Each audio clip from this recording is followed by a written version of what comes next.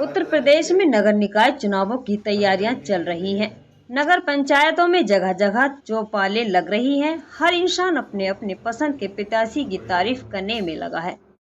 नमस्कार, आप देख रहे हैं बुलंद प्रभात न्यूज। मैं हूं आपके साथ मोहम्मद आसिफ। जिस तरह से नगर निकाय के चुनावों ने तेजी पकड़ी है, उसी तरह से प्रत्याशियों ने भी जनता के बीच जाकर अपने अपने वादे रखने की पूरी कोशिश की है और तेजी पकड़ रहे हैं। अपने अपने वादे लेकर आ रहे हैं। क्या क्या उनके प्रमुख वादे हैं, क्या क्या समस्याएं हैं पागबड़ा क्षेत्र की, वो जनता की सोल्यूशन कराने की कोशिश करेंगे। आज हमारे साथ मौजूद हैं अरशद जी, जो चुनाव प्रत्याशी हैं, नगर निकाय के चुनाव में पागबड़ा से प्रत्याशी हैं। हम जानेंगे उनकी राय, आखिर क्या उनकी राय है, किस लिए वो चुनाव मैदान में प्रत्याशी के रूप में निकल कर आए हैं, आखिर क्या क्या विकास के मुद्दे हैं जिसको लेकर वो समस्या, जनता की समस्या का समाधान कराने की कोशिश करेंगे। हमारे साथ मौजूद हैं अरशद भाई। हम जानेंगे उनसे किस मुद्दों को लेकर वो चुनाव मैदान में आए हुए हैं। जी, बहुत बहुत शुक्रिया आपका पीपी न्यूज में। जी जी, जो आप चुनाव मैदान में आए हैं, जी, क्या क्या आपके प्रमुख मुद्दे हैं, क्या आपने ऐसी समस्याएं देखी जो आपको चुनाव मैदान में प्रत्याशी के रूप में उभर कर आना पड़ा? देखिए, सबसे पहले जो हमारे पागबड़ में भ्रष्टाचार चल रहा है, कॉलोनियों के नाम पर, विधवा पेंशनों के नाम पर, राशन को लेकर, ये बहुत बड़ा भ्रष्टाचार है। जो गरीबों की जो चीज़ है वो लोग खा रहे हैं, कोटेदार हों या जो भी, ये जो कॉलोनियों का पैसा आता है, लोगों से पैसा लिया जाता है तब कॉलोनी दी जाती है। ये बहुत बड़ा भ्रष्टाचार है, इसको ख़त्म करना है। जो पात्र लोग हैं उनको निःशुल्क, बिना किसी खर्चे के, उनको जो है उनको पात्र लोगों को कॉलोनियाँ मिलनी चाहिए, विधवा पेंशन मिलनी चाहिए, राशन मिलना चाहिए, उनके साथ धोखाधड़ी नहीं होनी चाहिए। अच्छा, तो आपका पहला मुद्दा यही है, तो जनता के साथ जो भेदभाव का काम किया गया, जनता के साथ जो गरीब जनता है, गरीब तबके से जो लोग आते हैं, उनके साथ काफ़ी भेदभाव हुआ, कॉलोनियों के नाम पर उनको लूटा गया। जी, आप इसीलिए चुनाव मैदान में उभर कर आए। जी। अच्छा, आपके और क्या प्रमुख मुद्दे हैं जो जनता के बीच आप रख रहे हैं, जनता से जुड़े हुए हैं आप? देखिए, हमारे पागबड़े के अंदर ना ही तो कोई सरकारी डिग्री कॉलेज है और ना ही सरकारी कोई अस्पताल है जिससे कि गरीब लोगों को जो है उनकी मेडिकल चेकअप होता रहे, उनका मेडिकल इलाज होता रहे। सरकारी अस्पताल तो आपके पागबड़ा क्षेत्र में है? वो सिर्फ नाम का अस्पताल है, वहाँ कोई काम तो होता नहीं है। डॉक्टर आठ वहाँ डॉक्टर नहीं मिलते हैं, परेशान है पब्लिक, आवाम परेशान है। और यहाँ पर सबसे बड़ी बात यह है कि विकास जो है, विकास के नाम पर सब जीरो है। आप देख रहे होंगे पागबड़ा में गंदगी किस कदर है।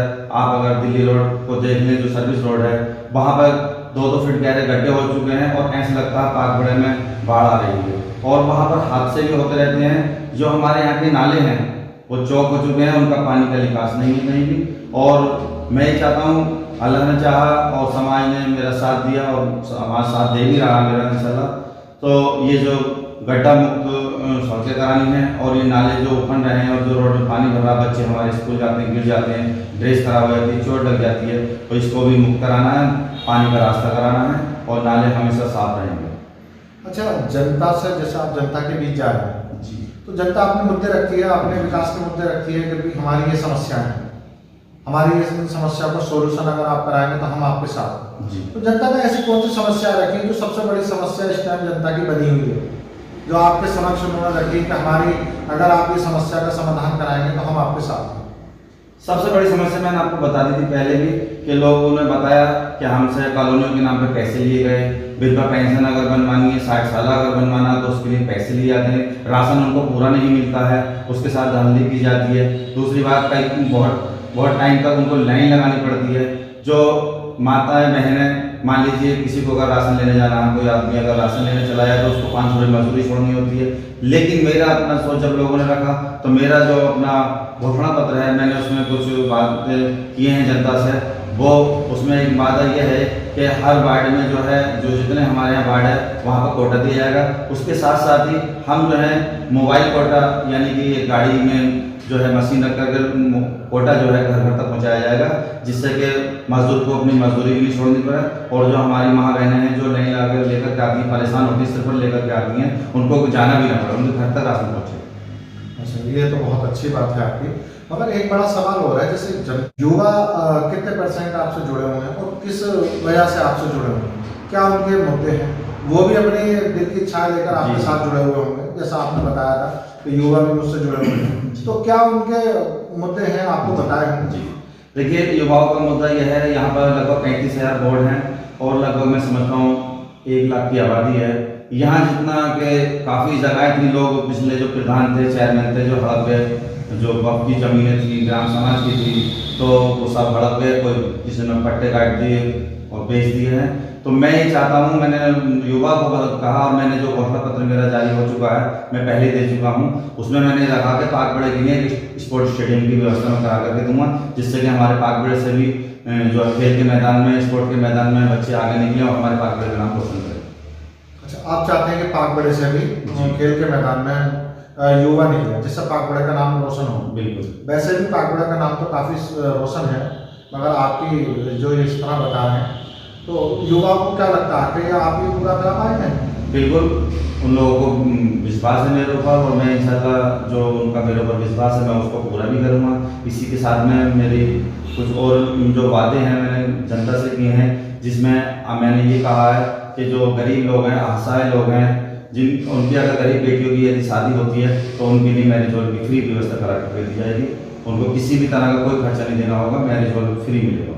अच्छा, जिस तरह से अभी कोरोना काल चला, सबको मालूम है, बहुत समस्याओं का सामना करना पड़ा जनता को, और कोरोना काल में लोग अपने घर रहे हैं, सरकार के कायदे कानूनों का उन्हें अनुपालन करना पड़ा है।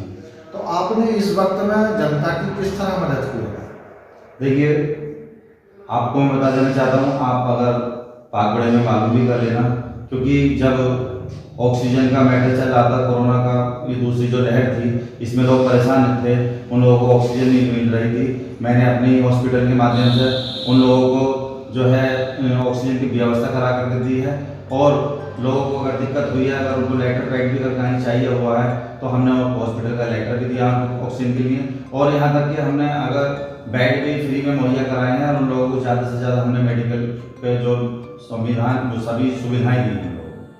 अच्छा, जैसे खाने पीने की समस्याएं बढ़ गई थी, काफ़ी समस्या आ रही थी खाने को लेकर, सब्जी को लेकर, सभी तरह की समस्या, क्योंकि ये समस्या ज़्यादातर गरीब तबके और मध्यम वर्ग परिवार के साथ जाता है। तो ये इस तरह भी क्या कुछ मदद की है आपने?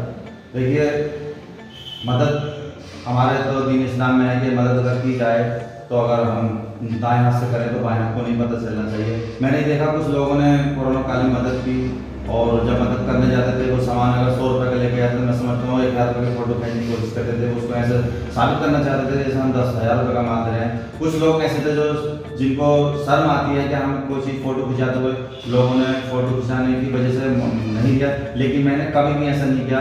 राशन भी दिया, चावल भी दिया, आटा भी दिया, कभी मैंने कोई फोटोग्राफी नहीं की है, क्योंकि उससे जो है आदमी का जो मान सम्मान होता है, जो उनका सेल्फ रेस्पेक्ट होती है वो गिरती है। इसलिए मैंने ऐसा कुछ नहीं किया, लेकिन लोगों के साथ हमेशा मैं कांधे से कांधे मिलाकर चला हूँ, हर सुख दुख में मैं उनके साथ रहा हूँ। सुरक्षा की बात करती है सरकार भी, तो आपका क्या उद्देश्य है, क्या महिलाओं के प्रति आपका क्या रवैया? सरकार की तरफ से पाकबड़ा में दिक्कत है, क्योंकि यहाँ पे गर्ल्स कॉलेज नहीं है, डिग्री कॉलेज नहीं है गर्ल्स के लिए, तो दिक्कतें तो हैं।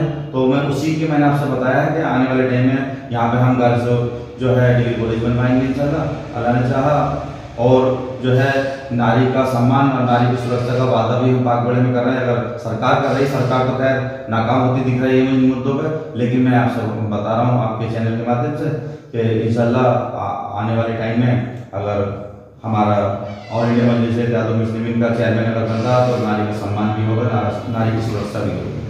अच्छा, आप चेयरमैन प्रत्याशी के रूप में उभर कर आए हैं, तो जनता को क्या संदेश देना चाहते हैं अपने माध्यम से? जनता को मैं यही संदेश देना चाहता हूँ कि आप लोग अपना जो प्रत्याशी ऐसा चुनिए जो आपके बीच का हो, आपके हर समय सुख दुख में साथ रहे।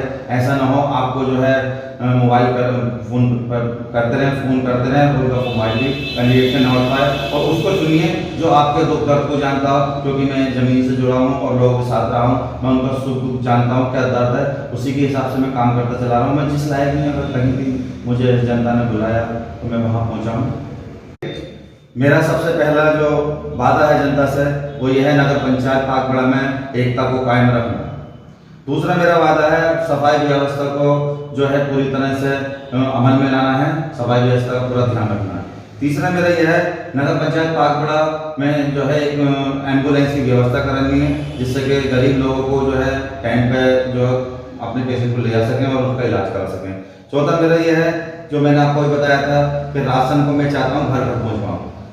पाँचवा है मेरा, गरीब असहाय लोग जो हैं, जो गरीब लोग हैं बेचारे, तो उनकी बेटी के लिए मैं फ्री मैरिज हॉल की व्यवस्था करा के दूँ। इसी में मेरा यह है, जो सड़कों में गड्ढे हैं इनको गड्ढा मुक्त कराना है, नाली जो कीचड़ है रोडों पर है कीचड़ मुक्त कराना है, और नाले जो बने हैं उनको नालों की सफाई की व्यवस्था कराना है। नगर पंचायत पाकबड़ा में स्पोर्ट स्टेडियम की व्यवस्था कराना है। एक हमारे इसमें 60 साल विधवा पेंशन, BPL कार्ड, जितने अंत्योदय कार्ड, ये सब जो पात्र लोग उनके लिए व्यवस्था करा करके देना है। उनसे कोई किसी भी तरह का कोई भी शुल्क नहीं लिया जाना चाहिए। एक हमारा जो प्रधानमंत्री आवास योजना है, इसमें बहुत भ्रष्टाचार हुआ पाकबड़े में, मैंने आपको बताया आपके माध्यम से। तो इसमें लोगों से पैसे लिए गए, किसी से 10,000, किसी से 20,000, तो ये सरासर गलत हुआ। ऐसा नहीं होना चाहिए। ये हमारी जनता, जो हमारी गरीब जनता, मजलूम जनता, उसको लूटा गया, और इंशाअल्लाह अल्लाह ने चाहा तो जनता इसका जवाब देगी। एक हमारा है, जो अभी नई आबादी हो रही है, वहाँ पे लाइट की दिक्कतें हैं, खंभे नहीं हैं, तो मेरा पूरा जो, क्योंकि मैं घुमाऊँ तो मेरी पूरी ये सोच है कि मैं जल्द से जल्द वहाँ पर खंभे लगवाएं और घर घर तक लाइट पहुँचाएं। इसी में है, जो हमारे गरीब हैं, असहाय हैं, विकलांग हैं या बुजुर्ग हैं, तो उनका फ्री मेडिकल इलाज कराने का मेरा वादा है।